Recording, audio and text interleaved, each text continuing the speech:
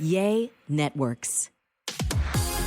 I'm Molly Kimball. Welcome to Fueled, a wellness and nutrition podcast. I'm a registered dietitian and nutrition journalist with a passion to help people live their strongest, healthiest life possible. In my weekly TV segments and columns, there's a limited amount of time and space to cover everything, but there's so much more to share. This podcast is my opportunity to dive deeper into the topics you want to know about. In today's episode, we are talking questions and answers. These are questions that I've received over the past few months from people stopping in my office, stopping me at the grocery store, whatever, emailing me, direct messaging me on social, whatever it is. This is a compilation of questions that I get that are also pretty common questions that I wanted to share because if other people have them, likely y'all have them. So instead of just me walking through the Q&A by myself, I'm actually joined by Hank Allen, my friend and meteorologist. Y'all have seen me do segments with him probably on WGNO. And welcome, Hank. What up, Molly? So Hank's always got a ton of questions nutritionally for himself, but also for his family. He's got a 5-year-old daughter, 2.5-year-old twin boys. And so you've always been interested in nutrition, but I think it's even escalated since kids. Yeah, I've always been a label reader. You know, you like to... I guess everybody has something. So me, I like to find ingredients and see what's going on. And I am a bit of a sugar freak as I try to avoid as much as possible. Right. Try to avoid it for the kids. Obviously, you do as well. And so... and we should say the sugar freak, not that Hank craves sugar, but he's like right. Very intentional and very specific about avoiding sugar. Vehemently opposed to unnecessary sugars, I guess. And it's everywhere. I mean, it is a common problem. I just lose my mind. Like when Virginia, who you mentioned is almost 5, turn 1, it's like people just want to give her treats, you know, family members and stuff. I'm just losing my mind in the background at this 1-year-old getting cupcakes and stuff. I know I'm probably insane compared to most of society, but it's like I just can't handle it. And there's so much sugar everywhere. That's one of the things that's gotten me more into the nutritional aspect, but all aspects. And obviously, you've been a great resource. And like you said, I'll ask you all the time, hey, how is this? What is this? Right. That sort of thing.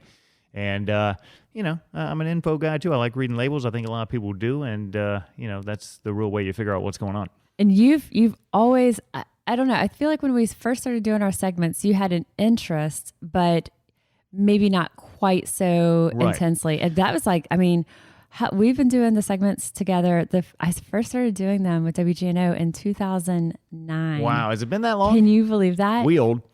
I never was eating just, bad stuff all the time. I guess I got that from Mom. She cooked all the time. So I was cooking my own meals, doing that stuff, a lot of chicken and vegetables and a rice, but then just seeing the different products out there and protein and that sort of thing. But I don't think I started getting the text from you specifically, hey, what about this product?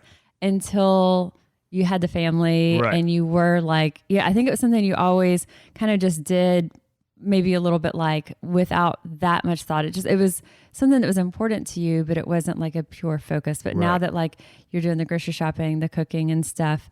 But yeah, so as you've done more of the grocery shopping, food prep for the kids, like it seems like it's been even more front of mind compared to when we first started our segments. Oh, 100%. I used to eat the same thing pretty much over and over again, and I would drink water and beer pretty much, and whiskey too. You've had to add variety, which means more products. But yeah, more juices and products and stuff. I'm trying to avoid the sugar and artificial coloring I know you're big with and everything. So 12 years, I can't believe it's been that long. But, I know. You always have great content, great information, and, it's nice to be able to sit in here with you and go through some of this stuff. We've had some funny moments along the way, too. Oh, my gosh. Okay, so y'all, if you don't know Hank and you're not local here in New Orleans, first of all, like Hank is a meteorologist. Hank also, though, does the segments with me, sort of in that anchor position. And so as a meteorologist, you're just like straight to the point. Like you're my favorite because you're not going to sensationalize anything. No, I hate that kind of stuff. No. And so like just recently with Hurricane Ida, I was like, we were out of town. And by the way, you and I haven't talked about this. The Weather Channel nationally sensationalizes everything. Always. I hate the national media. So we were watching it as Ida's approaching New Orleans. We're out of town. We have this high anxiety. We're watching the Weather Channel for a bit, and it was like Jaws music was being played every time they came back from commercial. It was like dun, dun, dun, dun. And I was like, Brad, we can't do this. And so it was like early in the morning, I texted you. I'm like, tell me how to stream. So we're like streaming Hank and WGNO, from afar because we're like, okay, let's get the local news. But that same very to the point and just cutting through it. I mean, that's how you are on the segments too. Sure. Well, it all started fluff. one of the early times. I will say Molly's recipes and everything, as you've developed and you've gotten the E-Fit and all that, the recipes have gotten better and all sorts of things, and the techniques have gotten better. I mean, one of the early times when Molly was talking about, because I used to use Ovaltine every now and then. If I was drinking milk and protein, I'd mix in a little Ovaltine. You did use Ovaltine. Not that, maybe a teaspoon in And that. I was also like, who uses Ovaltine that's not over 90? Yeah, well, is Ovaltine even still available? It is, I think. I'm an 80-year-old man. I but know I like you the are taste. an 80-year-old man. And just a teaspoon ain't going to kill you. So I was just using it for a little bit of flavor in milk sometimes. And then Molly's like, hey, you got to try this. Just mix in some cocoa powder. I'm like, okay, cocoa powder sounds nice. And I think we had like a plant-based sweetener and some cocoa powder. You had some kind of concoction it was like going a on. do-it-yourself chocolate milk. Some sort of scheme. So I go home that day, and I actually stopped at the store a couple days later, I think, and I bought myself a little thing of cocoa powder. I'm like, all right, let's try this Molly Kimball concoction. And it just does not mix up. I'm like, oh, I guess I got to heat the milk. So then I heat the milk. I'm like, this isn't working. So I'm chewing my cocoa while I'm trying to drink my milk. And I'm like, Molly, God. Well, as we're doing this segment and preparing for the segment, like in theory, because that might have been one of the very first. Oh, it was very early on. I was like, yeah, blends right up. I'm like, oh, okay, great. I'm like, nah. And for the segment, I'm like whisking, and then skimming the chunks off the top. Yeah. But now it's like, it looks good. And I was like, oh God, like you could use an immersion blender. So I'm giving like these like tips because I'm like, this isn't dissolving like I thought it would. Told me that at the time. So folks, if you're trying to blend cocoa, let's get that blender. Let's get that hand blender in there. I'm so glad though that you did not try that before the segment, because you might have announced in the middle of the segment that you had 100%. To chew your cocoa. What's one of the other good ones? The Vegetti. Oh my God, Hank! No, I have to you bring can't. That up. You can't. Do you? You can't. I mean, this was. I'm gonna get you to post the link on your socials to the story Is it we did still on there. on there? I think it's still on there. Oh my Molly God. was talking about spiralizing her zucchini. Spiralizing zucchini, y'all. A spiralizer, there's a ton of different brands of There spiralizers. is. The brand, and so like I just go to like Bed Bath and Beyond or wherever, and it's a cone type thing that you spiralize. It's a handheld, right? It's like sharpening a pencil is what it is. It's exactly like sharpening. Now, I don't know a why pencil. anybody named this thing the Vegetti. It was called. Yeah, he's not making it up. Because we're taking a obviously somewhat looking zucchini plant. We're sticking it in this horrible. item called the Vegetti. It was horrible. Molly's trying to spiralize her zucchini on live TV. She's losing it because I keep talking about putting the zucchini in the Vegetti. That's how I spiralize 2 times a week. Oh I think my God. at one point. And I was like, Hank, our anchor's no. cracking up over there. And I was like, we don't even have to call it by the brand name. We'll just call it a spiralizer. He's like, no, we're calling it a Vegetti. You hear about the Vegetti, you got to toss that out there. So there's times now, like no matter the segment, like we're like, get it out, Hank. Get it out. Well, I mean, look, recently we had your nut chart. We had the nut on chart. On WGNO.com. It was a big segment on nuts and seeds, and Molly had a nut chart. And oh my gosh. Actually, I've referenced that twice since then. Oh, good. Thank you. Without you even being in the studio. Thank you. I was eating some pumpkin seeds the other day. Nice. Well, thank you. And See, this is what I'm talking about. And Hank, I said, look, you got any questions? You go online. People are like, is that good? I'm like, yeah, they're good for you. Go online, look at Molly's nut chart. check out the nut chart. She's got it all there for you. And I keep saying nuts and seeds like we're talking. Just this past time, I had So basically, we're 5-year-olds at the end of the day. 5-year-olds. I had a cookie. We actually got a picture in the live photo as you're tasting a cookie. I'm laughing, and I'm watching the live photo. I'm like, why am I laughing? I'm telling you, no, Hank, it doesn't taste like meat. He tastes this cookie and it's like, yeah, it's good. It's got a hint of meat. And like a burnt meat flavor. And I really don't know why. Like it doesn't taste like burnt meat. So anyway, that's a summary of it. If, I'll post the link to just the WGNO.com anyway, and you can see a bunch of segments. I'll try to find the spiralizing the zucchini segment. Yeah. At the end of the day on the website, we have your own section. Yes. Get Fit with Molly. And so if anybody wants information on some of Molly's topics, which are all Yeah. great, you can go on there, and she's got all the write-ups on recipes and infos and charts and all kinds of stuff, and you can go search the funny ones too. And, look, if you like your nuts, you got to go search for Molly's nut chart at the end of the day. It's all good stuff. So that's where we are. So this is why I brought Hank in for the Q&A. Yeah, I mean, everybody has questions. I think it's great that people do, and we've got a lot that we can go through here.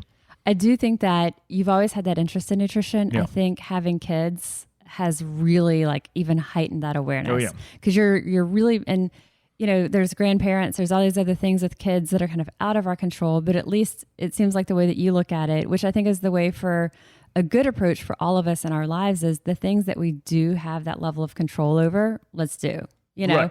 because we don't want to be like obsessive to where everything is, you know, you're that person that is, you know, picking apart wherever you are, if you're a Right. guest in someone's space. I think I am. and for some things it might be okay. Yeah. But those things that we do have control over, let's do our best. Right. Okay. And I've always been, as you know, a workout guy, played sports my whole life and exercise, and never really, I mean, my vice is alcohol, of course, because I drink every day. But It otherwise, sounded like you said your advice is no, my vice is I drink. My advice is to not drink every day like I do. But otherwise, food-wise, I've always been pretty good about what I eat and stuff. But yeah, you know, now that there's so many options out there, and we talk about it all the time on our TV segment. You know, 10, 15 years ago, it may have been hard to find some of these products, especially at affordable levels. But now there's so many products out there, and the big box stores carry these. You know, it's like, Right. I remember when you started our segment, it used to be like, well, Whole Foods. You know, it's like that's Right. where you went to get a lot of the products that you Yes. were highlighting. Because that was the only That was the only place. one, right? Yeah. And now the normal grocery stores or the chains like a Walmart or the local stores in a lot of these towns and cities, I mean, they have these products. So it's nice that there's more access to these. There's so much more access. You're right. And I think I've said it before on this podcast, and not to do a plug for Walmart, Right. but for someone who hasn't been in a while, take a look through They've there. really stepped up. They've stepped up their Yeah. game for sure. And as you said, local stores, the great thing about local stores is you usually have a better access to the manager or Right. whoever is going to be stocking those shelves. If you have that special request, a lot of times they're happy to accommodate. Sure. Yeah. All right. So we've got a whole bunch of questions, and it's up to Hank to decide kind of where we start. Well, I'll start with, you know, I've got a couple of sort of summer themed questions myself, but we've got the first one here that somebody asks, and of course we're in the summer, kids are playing, you've got parties all the time, they're outdoors, you know, you're trying to keep your kid hydrated and that sort of thing. So, you know, the first question here is, my kid loves juice pouches, but I know that many are high in sugar, and they specifically ask about the Capri Sun Roaring Waters, which is one of the products out there that if you just look at the label, you may think it's a little better, but there's tons of juice boxes and pouches out here. So that one specifically, though, what do you think about that one? So this was a question that I got from Brad's cousin, actually, when we were at the beach, and I turned it into a segment. So Hank and I did a segment on this. I'll link to it. Actually, I can link to some of our past segments that are some of these on WGNO. So, but that is a specific one that Capri Sun, people may say, well, it's juice, right? Mm-hmm. It's really just sugar. Yeah. It's sugar water. But the name Roaring Waters would make you think again that it's water, but it is just pure sugar. And the only one, and so I would say no. I would say I don't love Capri Sun at all. I don't love the Capri Sun Roaring Waters. Tons of sugar in both. The one that we did like, and again, talking about having it at stores that are accessible, is Hint, Hint. You were saying that, and this is one that is just water with like some flavor essences. It really is a hint of flavor. It's almost sort of like a LaCroix or like a flavored Yeah. sparkling water without the sparkle. Right. You're saying your kids aren't as wild about it though, because it doesn't have that sweet flavor. I would say if it's, you're going to get your kid to like it if it's probably the first thing they try after water or milk, because they're sensitive to that flavor. If they've already had other juices and stuff, if It's a step if back. they get a little particular, it's a step back to where it just has that sort of weak, you know, hint of flavor. But, I mean, there's certainly no sugar in it. Right. So it's fantastic. And I guess that would lead me to my next question. Like for you, if you are talking about kids or just anybody in general, I mean, obviously there's guidelines here for sugar intake on a daily basis, but like what is the threshold for, you know, somebody's sugar intake on a day? I mean, obviously it varies with age, but what are your thoughts? It's hard to avoid sugar. I mean, it's everywhere. So when we look at added sugar, and so added sugar being like what is in Capri Sun or the Capri Sun Roaring Water, that's just added sugar. Sometimes it's in the form of sugar or corn syrup or whatever it might be. Also, things that seem healthy like agave, coconut sugar, all these things are still just added sugar. For adults, not more than 20 grams a day. Wow. And that's the equivalent of about 4 or 5 teaspoons of sugar. I would say for kids, that would be the max that I would look at too. I would actually prefer it to be much less for all of us.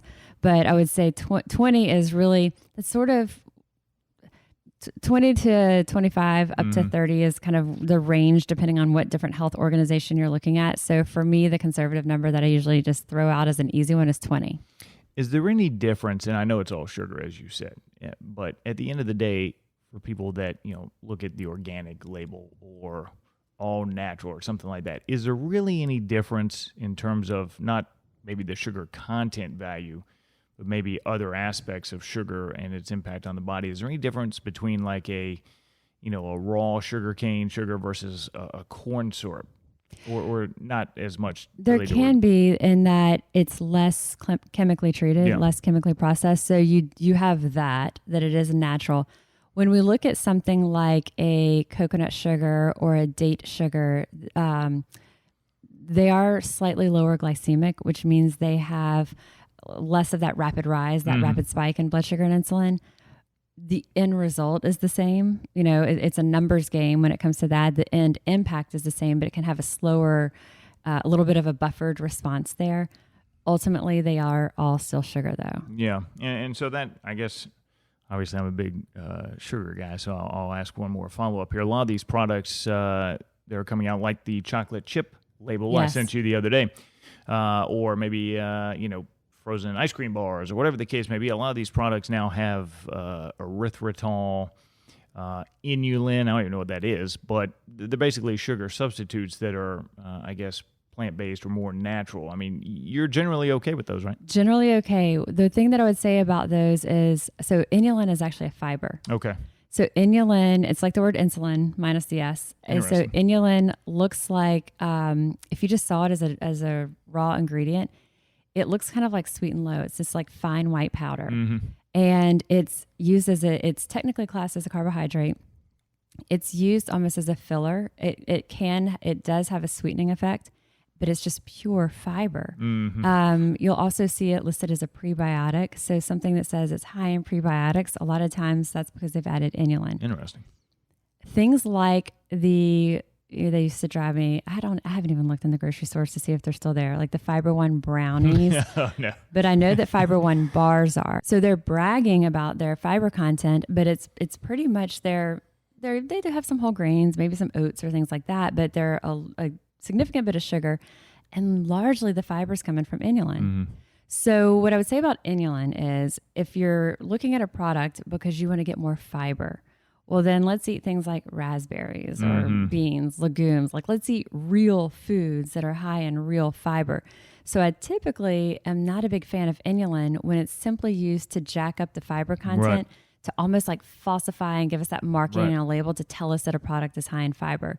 The interesting thing, though, is that inulin, again, it does add that sweetness, and it's bulky. It kind of adds a bulking agent. So in something like the chocolate chips, it's used in that capacity.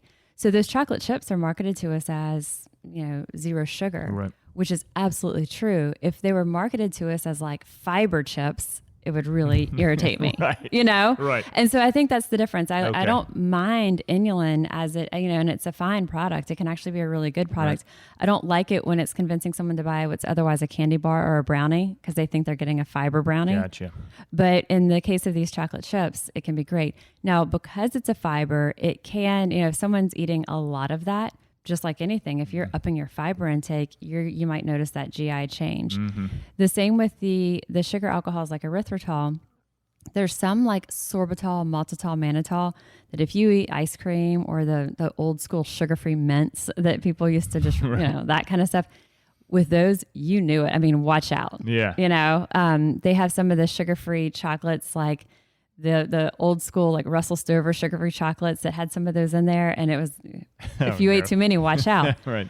Erythritol has much lower side effects like this. Okay. So it's still a sugar alcohol. Some people are still sensitive to it. If they have a lot, they might experience some of that GI upset, but on a much lower level. So what I would say on those is, how much chocolate chips are we eating in something like that case? You know, it's a very, very small amount. So I do really like that there are now, there's so many brands. And actually that was the segment that you and I did just recently. And so we can link to that as well on these chocolate chips. But there's so many that are zero sugar and these natural plant-based sweeteners. And interesting, the erythritol, plant-based sweetener, that inulin, a plant-based fiber, right, but is also used as a sweetener, which is interesting. All right, very good stuff there. And I see a question here. We can kind of follow up on that. This is from Mary Ann via Instagram. She says, I saw your post with the photos of, I guess, sorbet, one with swerve and one with allulose. Allulose. Can you explain more about what that is and where we can find it? Yes. So this was really cool. Our Eat Fit team did a full day workshop with NOCI, the New Orleans Culinary and Hospitality Institute here in New Orleans. And so our teams collaborated, we combined, and we hosted an all day workshop to show chefs how to use gluten-free, grain-free flours like almond flour, coconut flour, but also these plant-based sweeteners. Because even the most exquisitely trained chefs, they are just like, they don't know. A lot of times, exposure to it. No. And we were having some at just like the most incredible high-end restaurants. Okay, Molly, I'm trying to make this sorbet. It is rock solid. What am I doing wrong? Like I'm trying to make a sorbet with monk fruit or whatever it might be. So we were like, we need to do this. So Chef Zach Miller is actually one of the instructors at NOCI. And so he did a little experiment playing around with some of the different plant-based sweeteners. And so erythritol is what we just talked about that's in the chocolate chips. Erythritol is also what's in Swerve. It's close to the same type of a sweetness level, a little bit less sweet than sugar. So slightly less sweet than sugar, bulky like sugar. And allulose is another plant-based type sweetener. Interesting. We're not seeing it in stores really as a single ingredient yet. It's showing up in products, and you can buy it online as a single ingredient to use it as a sweetener.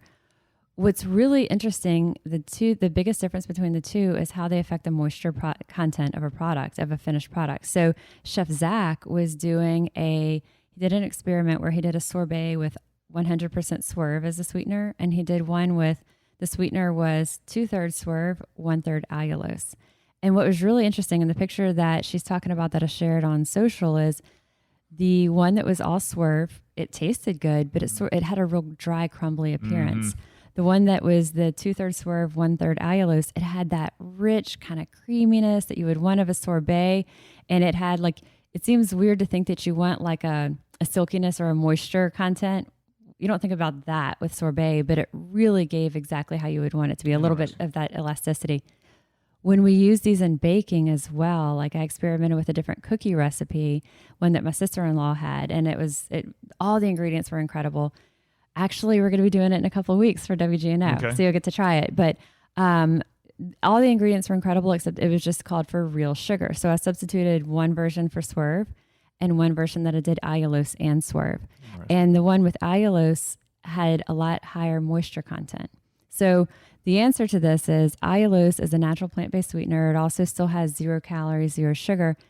It holds a lot more moisture in a product. So if you're using something like Swerve or erythritol and you find that when you're baking, it's drying out a little bit, then you can go either a 2/3, 1/3 of Swerve to allulose or even try a 50-50. But we're really finding that 2/3, 1/3. But it is so sort of if you've made some changes and you're like, okay, I use that plant-based sweetener and it's good. It's not quite like the real thing. Retry that recipe using that 2/3, 1/3 ratio of something like Swerve to allulose, and it just changes the game. And I assume you like, speaking of Walmart, I saw a couple items in there the other day, the Swerve mixes, the prepackaged, like a brownie or cookie mix. I mean, those are probably okay in your opinion. Yeah, for sure. You know, one question my wife always asks when we're talking about substitutes for stuff and some of this nutrition, a lot of this stuff you'll see like a xanthan gum, or there's different gums in there. And she's always like, what are these gums? Is this stuff okay? But you're okay with gums. It freaks people out. Yeah. Yes. Xanthan gum is just a fiber, basically. Gums don't typically freak me out. Some people may have GI issues. They may find that they're sensitive to it. There's always going to be that occasion. If we're working with someone who's got a lot of food sensitivities and things are just like, we're really trying to be extra mindful of what they're putting into their body, we're probably going to avoid those at first and then start to add them back in gradually and just see, because you just don't know. of how it'll affect them GI-wise. But for the most part, I don't have an issue with a xanthan gum or a guar gum and a product. Okay, very good. Another segment we've done lately here on the TV has been the nuts. Yes. And so somebody asked a question. I've been eating almonds lately, been roasting them. Should I be eating them raw instead? And, what are your thoughts on other nuts? I know you've got a great chart online with all the nutritional aspects of all the different nuts, but, raw versus roasted, I guess, and, the different types. So raw versus roasted, the biggest difference there is that you're going to lose some of that enzyme activity when you roast them. So is raw better when it comes to the nuts and seeds? Yes, because you're getting the most enzyme activity. However, with that said, like roasting is completely fine. And a lot of people are like, but I don't really like raw almonds. I like them better when they're roasted with a little sea salt. If that's when you're going to eat them, roast them. Yeah, a lot of these nuts are kind of weird raw. Yeah, I accidentally totally bought different some raw cashews one time. Yeah. I'm like, these are disgusting. They're almost chewy. I did not like them, so we actually just blended them up into a cashew butter. But it's like, but you could have just roasted them yourself. I know. Too, then. Yeah, I didn't even think about that. Didn't even think about it. And so personally, like the raw is better because of the enzyme content. I'm like you though. Personally, I like them like roasted, a bit of sea salt, any of the things that you can add. Elizabeth, our producer, was saying that she likes to add a little bit of cayenne and kind of spice them up as she roasts them. So raw versus roasted. It's like a lot of stuff. The whole raw version is probably better, but if that's keeping you away, then exactly what you need to do there. And then like Hank said, I'm going to include the link in the episode notes. This is a question we get. I thought it was hilarious because you and I had done the whole segment on it. And then when we were doing a few little things for social after, Carly, our floor director, was like, she asked about a different type of a nut. Yeah. She said, I forgot what she asked. She said, are these good? And I was like, there's a whole chart. They're all good.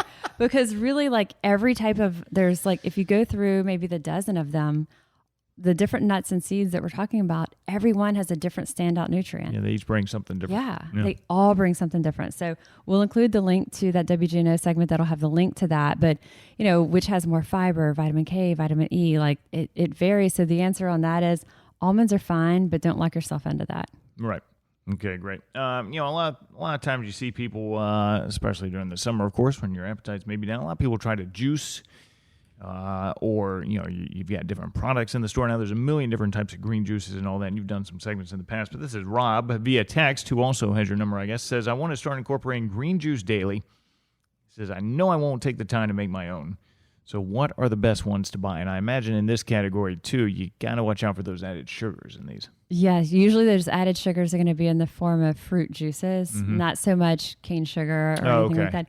What Rob was actually texting me was like pictures of juices, and he would say, these look absolutely horrible, so I have a feeling you're going to say yes. It was like that type of thing. I was like, and you're right. Anybody who's worked with Molly for a while, I will say, though, that the options are a lot better. I used to say 10 years ago, I would say, oh, here comes more cardboard, cinnamon-flavored cardboard. Yeah, you did. But you've gotten, obviously, with the Eat Fit and everything, you guys have really put together a huge array of really good-tasting stuff, and so you don't, there's just better options now. There's more ways to do things. That sort of thing. The juices are the same way.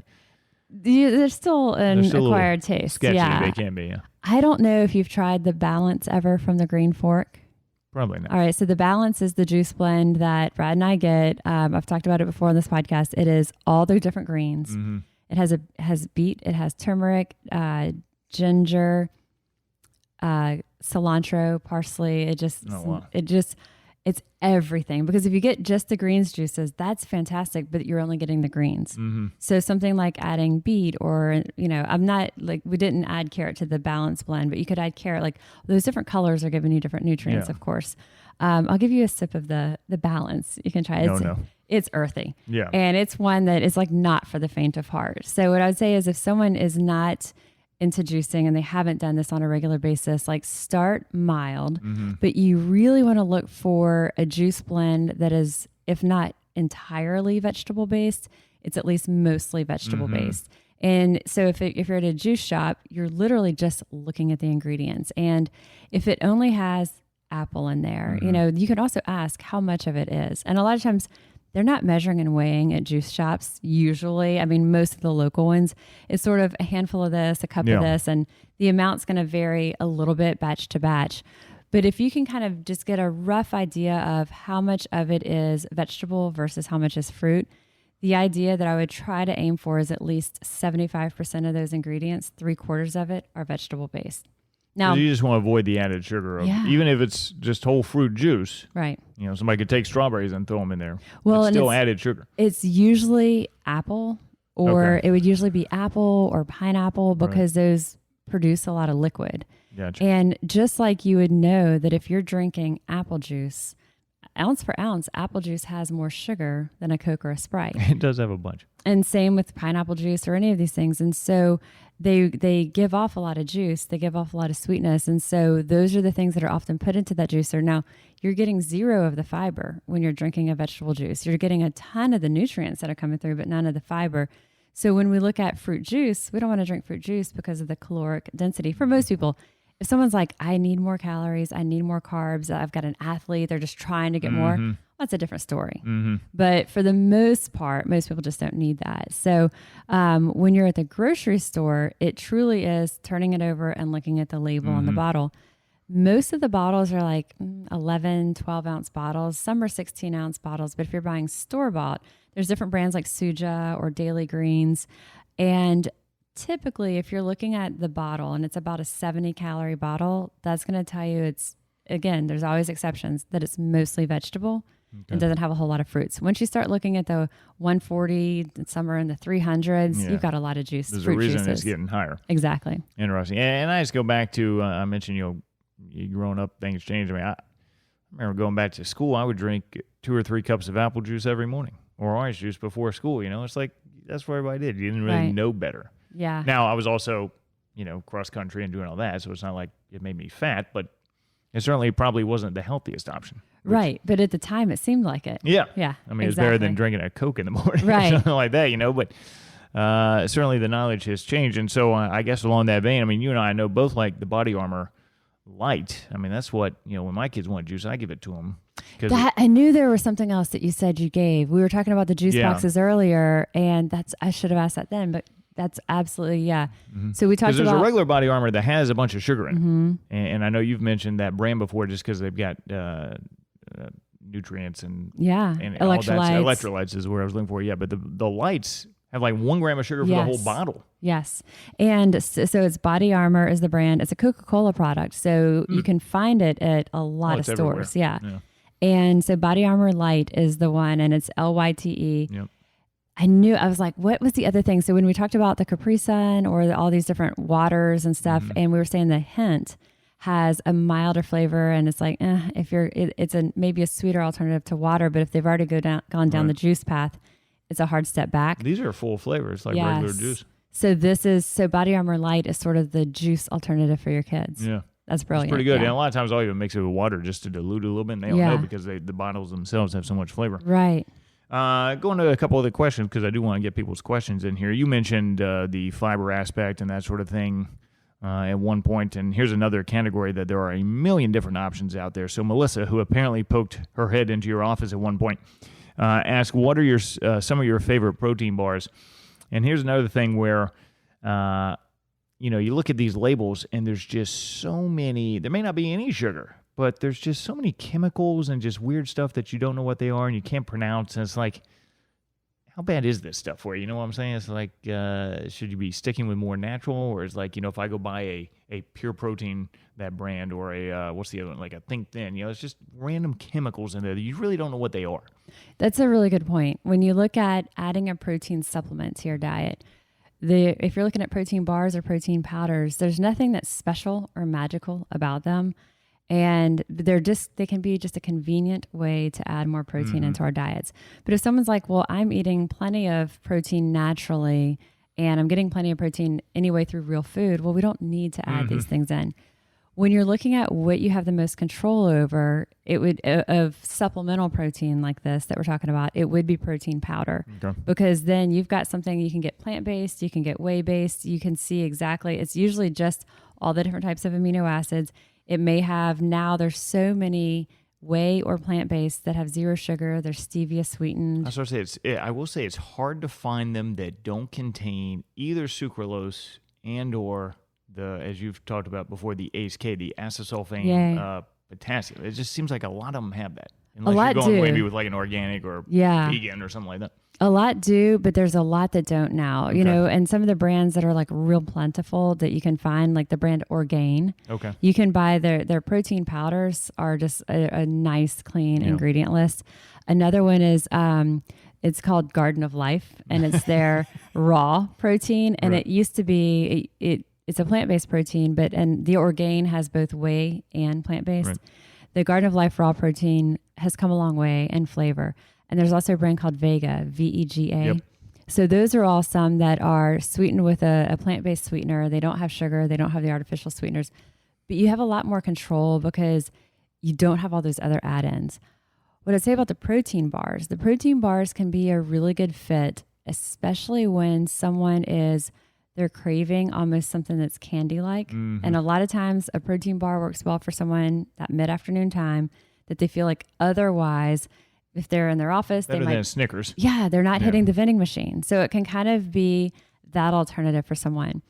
I have some, especially like some older clients, call them candy bars, you know, like, well, we don't want to address them, treat them like they're candy bars. And the other big thing I would say is some people like them too much. And so I'm like, if there's more than one wrapper a day from a protein bar in your trash can, like that's too much. Right. Yeah. So it isn't something, you know, but people are, it becomes almost like, it's a sweet thing. It's a craving thing, whatever it is. So I do see, I don't want to say an abuse of protein bars, but I do see like an overuse of that. Yeah, because people tend to develop habits for stuff. It's like eating a bag of chips or something every day or two of them. It's like it can go the other way too on some of this stuff. So I'd say with protein bars, we don't need to have them for a source of protein. But if you already are sort of craving something along that line and you can find a protein bar that you like that kind of fills that void or that craving, then that's a win-win. Okay. Some of the brands that I like as far as just like good ingredients, there's a relatively new one, or at least I've only been seeing it in the past year or so, and it's called Love Good Fats. Okay. And it is all natural, no artificial sweeteners. It's decent source of protein, decent source of plant-based fat. So I do like that one. There's the Bulletproof bar. I don't know if you've tried that one. I have not. I've seen certainly the products like the MCT oil and all that, but so it's the Bulletproof brand. They have a protein bar. It's both of these are less on the sweet side, so they're not so sweet. One that's also a vegan option that's not very sweet, because that's the thing about some people are like, they love protein bars because they want that insane sweetness. Mm-hmm. Others are like, they're too much. They're too sweet for me. There's one called NoCow, NoCow. Okay. So it's a vegan bar, and it's really not sweet at all. So those are some, and then there's two other brands. One is called Dang and one's called Built. And so those are just some interesting ones that lately I've seen on shelves that might not be so familiar, and they're kind of beyond the typical, like the Think bars, which they used to be called Think Thin. Yeah. They've rebranded they took themselves. Out the thin, yeah. Yeah. They were like, that. So the Think bars or any of those that we've kind of seen for a little while, Bulletproof's been around for a little while, but Love Good Fats, Dang, Built, those can be some other good ones. The NoCow. Dang. We're working through some questions here with Molly, and one of the other ones I think is important because I won't say I shame people for this, but I do get annoyed when I see people that will drop 10 pounds in a month, and then they come back and they've added on 10 pounds. And it's just the fluctuation and that sort of thing. So we actually did get a question here via email from Angelique, who says, I noticed you haven't covered weight loss surgery on your podcast. What are your thoughts on this? But we could probably even expand that to just I guess, dieting in general. I mean, you don't want to be hit or miss on this stuff and doing it every other month. Obviously, the surgery, I guess, would be a more permanent option, but touch on some of that. So the weight loss surgery, there's so much about that. Mm-hmm. And I think that it's so individual. I haven't had a way that I would think that I would want to do a podcast to cover this. There's people that, would I recommend it to just across the board, like this would be a good option. This is, if you're struggling with the extra weight, is weight loss surgery an option that I would recommend? It's usually not going to be just sort of the, why don't we all consider this? You know, you can't blanket something like that. No. And certainly, at least me personally, I'm kind of a purist as is. It's like, I would think you'd want to avoid surgery on yourself if you can. If at all possible. At the end of the day. Yes. Yes. And so there's so much there. Now, I have had clients in the past who they've had so many struggles. They have so many emotional challenges. They have so many different things. And for them, weight loss surgery has been a success. Now there's so many different types of surgeries. So there's that we're just going to collectively discuss, any type of that. We're not going to kind of break it down. There are going to be risks associated. The risks are going to vary depending on like what type of procedure you're opting for. So for a person, it's important. The first thing that I look at is how much of a risk is your current weight and your current health status, and where does that place us? And this is a very important conversation that you have with your physician, with a dietitian, and it is not something to take lightly. But if we ultimately, if that person decides that their weight, the other risk factors that are associated with the weight outweigh the potential risk for the procedure, then you could say, I would understand why we would choose to do this.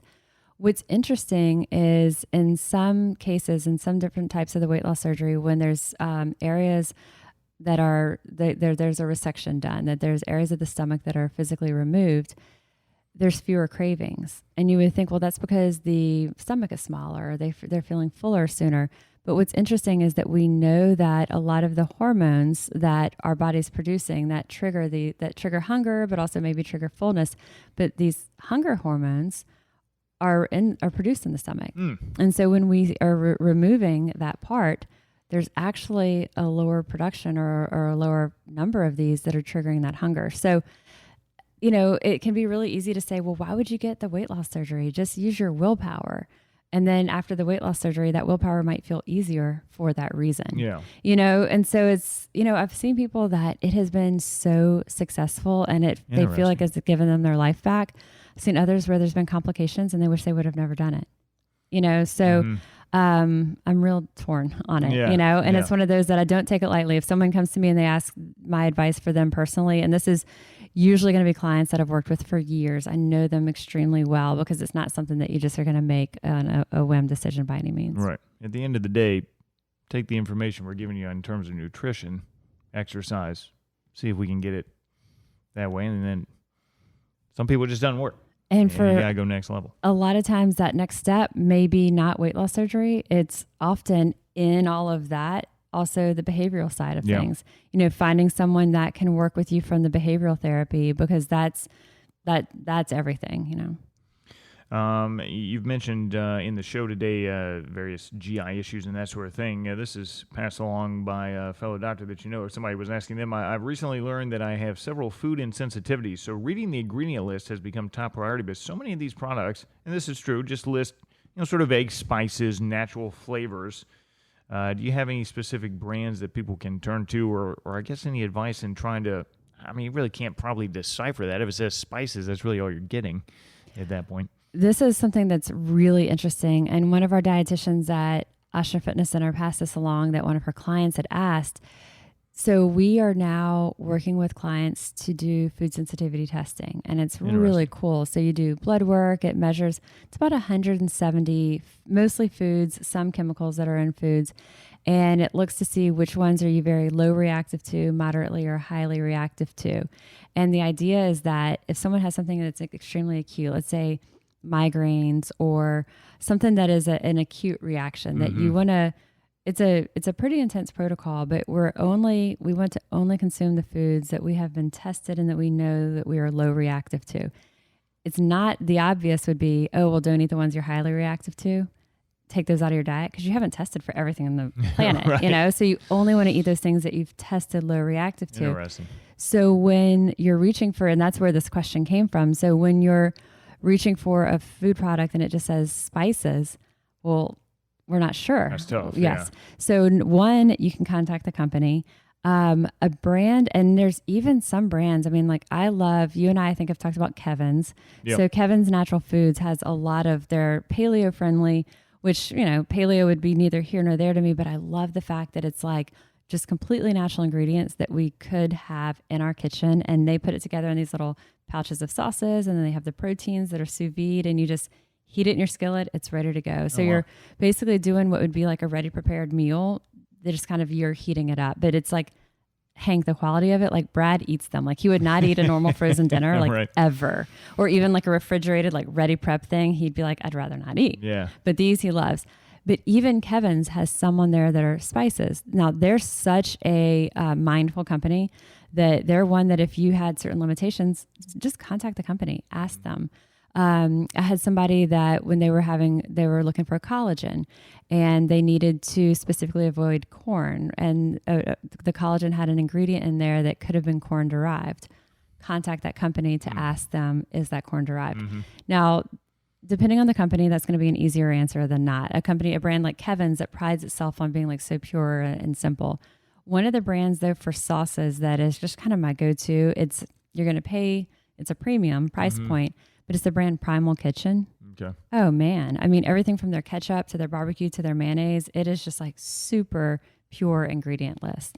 And we talk about, I mean, you hear this term clean eating tossed around a lot lately. I'm sure you're big on that. I mean, at the end of the day, that just means, what does that mean to people? I mean, you're looking at these ingredient lists. It means, I assume, no chemical additive stuff that you probably can't pronounce. But, what does that mean when people say, try to eat clean, it's better for you, that sort of thing?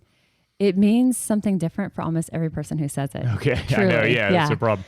And what's interesting on that is there's, I'll use the word like, eat clean, and I'm looking at it we want to avoid as much refined stuff as possible. We want to avoid those sugars, even like we said, the coconut sugar, maple syrups, even these things those are still just added sugar. Under some clean eating definitions, those fit clean eating. I want to avoid refined flours, processed flours. Let's pull away those things that are just white starches that do nothing for us. Well, the tapioca flour, those flours fit into some people's definition of clean eating. So one thing that I've noticed is if you find someone that is calling themselves a clean eating expert, they're probably not an expert. Okay. So if you're looking at there's a lot out there. There's a lot out there. The other thing is when you're looking at someone's credentials is who are you getting your expertise from? What's their level of training? And I find like a lot of the clean eating experts, when you start looking, where did you go to school? Oh, you didn't go to school for nutrition. Well, what certification, like maybe online certification you didn't. Oh, your husband had a condition. You started cooking for him and he felt better. So now you think you can help others. Yeah. And now we're profiting off of this. Right. Makes me a little crazy. So that's sort of a lot of... I hate social media. I know. So much propaganda out there. So much of that. So I would say the clean eating, but I use that phrase. Sure. So I don't hate that because I feel like it does sort of indicate to people that we want something. I think a different word that we could use is like a pure ingredient list. But when I'm using the phrase clean eating, I would say things that are low in those refined starches, low in those added sugars, heavy in those plant-based fats. Let's look, so things that are as close to like real whole foods as possible. Right. And like on the sweeteners we've talked about, not having artificial sweeteners, but having those plant-based, natural, no-calorie sweeteners. So again, that definition though varies widely. Yeah. But if you're looking at an ingredient list, like you talk about flour, you're avoiding the enriched or something like that. So you're looking for like a whole, maybe something labeled whole grain. It might be whole grain, or it could be almond flour, right. Coconut flour. I don't necessarily love something just if it's gluten-free, like, I don't love it because it's gluten-free. Yeah. But a lot of gluten-free baked goods, like those double chocolate chip cookies you're going to have in a couple of weeks that I did the sweetener experiment with, they're made with almond flour. And the reason I like that is because it's higher protein, it's higher plant-based fats, it doesn't have any white refined carbohydrate in there. So if you're looking at something like flours, it could be 100% whole wheat. It could be whole oats, but it could also be almond flour, coconut flour. Problem is when you're looking at gluten-free versions, a lot of times you'll see, again, that tapioca flour, there's some stuff labeled gluten-free, just like organic, is just sort of a catchword. And if you were reading the nutritional value, like, this is not good. Yeah. Like if you're seeing, there's some breads that are like, I've looked at the bread and I'm like, the ingredients are like tapioca starch, and then it's got like the inulin fiber. Yeah. It's got just all these things. And I'm like, if you actually lined up all those ingredients, it would just be pile after pile of white powders that they're throwing together and calling it a low-carb bread. Right. Yeah. That's horrible. Speaking of bread, actually, one of the other questions on the list here, Evelyn via Instagram asked about Sprouted, which is the whole wheat sourdough bread. I guess a Trader Joe's brand, or it's just at Trader Joe's. What are your thoughts on that one? Yeah, so sourdough bread is interesting. Sourdough bread has a longer fermentation time, and sourdough bread doesn't have yeast added to it, but it is like naturally collecting the yeast from the environment. And so that's how the bread rises. So the simplest version of sourdough bread, my sister-in-law, like I'm the grateful recipient of hers often, and it's truly just flour and water and salt. And when you're making it like just that, you have people, they talk about their sourdough starter. Have you heard people? Oh, these sourdough people okay. are big time. Like they got their little yeast strain there, and they start it. It's like you keep growing it and you maintain. Yes. I'm like, this is way too involved for me. Yes, and they're all about like so it's collecting this yeast from the atmosphere, it goes in there. But because of this longer extended fermentation, even if someone's celiac or someone is gluten intolerant, they're still probably not going to be able to eat that bread if it's made with wheat, whether it's whole wheat or white flour. But if someone is just sensitive and maybe bread sort of is there, it's not causing a celiac type of reaction, but they're sensitive to it, a lot of people can still have sourdough bread because of that extended fermentation. Interesting. Then when we look at sprouted wheat, that's also when you take any kind of a grain and you sprout it, you are actually, because so much of the carbohydrate actually has to be used to sprout that grain, it actually has still a lower carbohydrate value. And so it can become easier digested. So a sprouted wheat sourdough bread can be a very easily digested food. So the label that she sent, it was Trader Joe's, and it's their sprouted wheat sourdough bread. When I looked at the ingredients, it was organic sprouted wheat berries, which is great. It has in here fermented wheat flour. And as you and I say, like if you don't see the word whole wheat, that basically just means white flour. But when you're looking at the amount of fermented flour that's typically added, that's part of that starter culture. So it's just such a small amount that I would say this to me looks great. You know, so it's the sprouted wheat berries, and now it does have vital wheat gluten added. And it's so if someone is looking to avoid or looking for something that's higher digestible because of sourdough bread being better for people who are sensitive to gluten, this particular Trader Joe's bread is actually adding wheat gluten, which it gives structure to that bread, it gives texture, but it also boosts the protein. So ultimately, though, I would say that this is a really good product. If for someone who's sensitive to gluten, it would not be, though. Okay, gotcha. Yeah, some nice protein in there, no sugar. I want to try it. So yeah. I know I've seen that brand, but I've never tried that before. I mean, we've covered a lot of topics here, so I guess we can probably start bringing it in for a landing here soon. But I will ask, since we're also in the summer season, we're talking about processed stuff and everything, just because we ran a segment actually on TV today about hot dogs, and there's so many different brands out there, and I wanted to touch on that because we're getting to the fall sort of camping season, tailgate season. I know you've highlighted some different brands over the years. There's actually a lot of brands, like even Oscar Mayer. I grew up as a kid eating that, but if you look at it now, they say no added nitrites or nitrates and that sort of thing. So, I mean, is that enough if you want a hot dog to just, you know what I'm getting at here? It's like, I know they're probably not great to begin with, but I would imagine they're at least better than they were maybe if they're not adding these additional nitrates. It's better. Yeah. It's better. It's still not good. And I would say we could extend that conversation from hot dogs to sausage to bacon to any type of cured meats. Yeah, I buy the natural, like, what's that brand? Is it Hormel that has a natural bacon or one of those? And it does the same thing. It says no nitrates or nitrates added. Many of them are using a celery instead. And so I can't remember if it's celery juice or salt. But it does say except for those naturally contained in celery. Yeah, it's either juice or salt. Yes. It's one of the two. And so you'll see nitrate or nitrite free, and they're often using celery juice or salt instead. We don't have a label in front of us to confirm. But same thing with deli meats too. Yes. Like sliced turkey or ham or something like that. Exactly. So the short answer is that all processed and cured meats are class 1 carcinogens, which is the same cancer-causing compounds that you'll find in tobacco and asbestos. So those are considered in that category, even if they have the no nitrate label. It's so disappointing. So I did a podcast, it was at least a year ago. That is disappointing because I thought I was doing better. No, you are doing better. Okay. And so Dr. Milani is one of our cardiologists at Ochsner Health, and he's actually our chief innovation officer. Okay. He does just tons with like technology and kind of bridging community with wellness.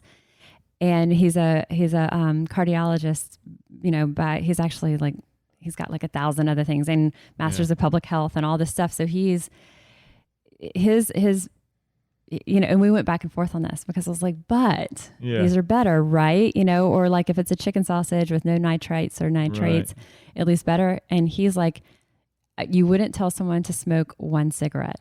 Right. And I was like, okay. So, but the way I look at it is most of us don't want to have that all or nothing approach. Yeah. So the answer would be, we don't want to have them at all. But I think that, if we said, okay, well, I'll have it, I'll have less of it. Or maybe if you're doing like white beans or red beans and you would normally have that link of sausage, slice it instead, have less of it, kind of flavor it with a little bit less throughout it. Or, having something that would be like, sometimes whether it's 4th of July once a year or that once a year tailgate that y'all go all out and do whatever you're, having those different cured or processed meats. That's, is it ideal? No, but it's also, there's a lot of other things that we know aren't good for us. You mentioned alcohol earlier, that we're continuing to do these things. And so I would look at it as we also said a bit ago, the things that are in our control that we're doing most of the time. Right. So if every once in a while you say, we were at the beach with Brad's family at that 4th of July trip and he had a hot dog and he was like, oh my gosh, that's so good. And he like wanted a second one. And I was like, once a year. I mean, it's not like I'm going to tell him if he can or can't have it. You know? Of course, he likes to say that, like, "Oh, Molly's going to let me." He like plays it up, like Molly won't let me. I'm like, just get your eat house the off. hot dog. Yeah, so your family doesn't think I'm a troll on this. But so it's. I mean, I don't cook them all the time, but I'll grill a hot dog maybe once a month during the summer or something. And I've got 3 kids. One's 4, the other 2 are 2, and they'll eat 3 at a time. I mean, they love them. No butter, and they just eat hot dogs. And it's like, okay, these aren't horrible, I guess, but at the end of the day, they're still processed to some extent. And I look at the same thing like prosciutto or any of those types of cured meats that, you would have like on a little cheese board. I mean, the list goes on. Cheese boards kill you. Yeah, it's very upsetting and stuff. But so the answer is that. But are there better versions? Yes. If it's nitrite free and it's done with the, processed or cured with the celery instead, that's definitely going to be better. Right. But we still want to limit those also. We don't want to think it's a free-for-all just because of that. Yeah. And meat in general, I mean, that's been a huge push lately, plant-based and that sort of thing. Are you of the mindset where we got to cut out all meat, or can you still eat the chicken? I mean, for a while, obviously information always changes. And I think nutrition is a perfect example of that. The world of nutrition, I mean, for a while it was don't eat too much red meat, but you can eat some. You need some. And it was, lean chicken, turkey meat, that sort of thing. And now all of a sudden you're hearing all this stuff and there's Netflix shows, and that sort of thing. They're like, you got to cut out all the meat because of what it does to your blood system, and all that. Sort of put those Netflix shows in with that clean eating expert who learned from what she fed her husband. Yeah. Because, when you look at those, there is science in these. Sure. They are based on science in some capacity. But there's a lot of elements of fear woven around these nuggets of science. Right. I mean, it seems to work for Tom Brady, but we're also not old Tom Brady. So I think that as many plants as we can get, the better. Right. And as much of a plant-forward diet as we can, great. But I also, there's so much benefit to adding fish in. And, if someone has the budget for wild caught fish, but as we've said, a lot of these stores are making things that are organic or wild caught even more affordable. But if we're adding in those oily fish, those omega-3 rich fish, your salmon, any of this stuff, there's a lot of benefit of adding those in. And I don't feel that someone needs to limit those from their diet. With poultry, with beef, if someone is having red meat once a week, I have no problem with that at all. Okay. If it's even more, depending on how much it is and what's the rest of their diet like, and also what did their diet used to be like? Right. Maybe how far have they come? Right. I mean, some people eat red meat every day. I don't do a ton of red meat. I am a chicken guy. It's hard to come up with recipes and stuff just to cook in bulk and stuff. So, I mean, we'll end up eating chicken probably 5 or 6 days a week. I mean, that's just by nature. But like you said, I guess you want to try to move towards more plant-based if you can. And looking at the quality of those proteins that you are, the meat-based proteins that you are buying. So we were talking about Walmart earlier, but they make, they have, when you're looking at, okay, you want good quality beef, they have grass-fed organic beef that makes it, and it's very affordable there. So you don't have to spend a ton. You're not having to spend $15 a pound on your chicken or on beef or something like that, but you can buy good quality. So I would say start to look at what you've always been reaching for. What are the other options right next to it, you know, and then compare, like, what's the price difference? Does it work with my budget? Like, or what else am I buying that maybe I don't need so much, you know, and kind of just saying, like, what's the standard that we've been reaching for? The whole thing that I think that Hank and I have been talking about today is there's just so much more on shelves.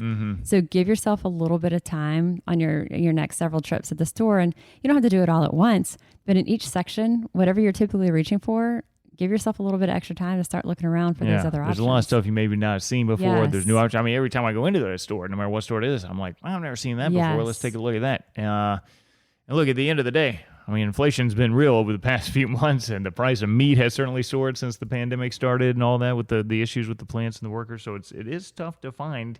Which can be a natural incentive to dial back. Maybe you want to go more plants because that can of beans is still 98 cents. You know, you can get a can of organic black beans for 98 cents still. So good stuff there. And I mean, look, at the end of the day, like you said, there's a lot of options, and you got to read the labels. Take a little time is the theme. And let's do more of these. We get questions all the time, so I'll keep accumulating them.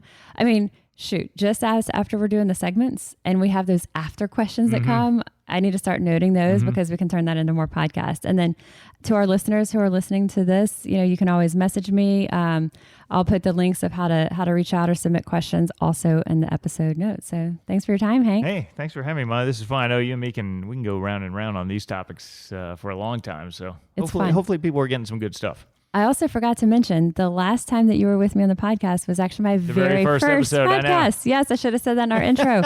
I was so nervous. That's funny. You know, because I was like, I felt like, oh my gosh, your first podcast. I've never done this before. Yeah. But kind of that intro and kind of the, you know, who are you even listening to in this podcast? So yes, if you want to hear that, you can go back, scroll way back in your library, and you'll see episode 1 and 2 were with Hank. Yeah. So Molly's the real deal, folks. So listen to what she's telling you. Well, thank you, Hank. All right. Talk to you soon. Thank you. Again, a huge thank you to Hank for stopping by and co-hosting this nutrition and wellness Q&A for y'all.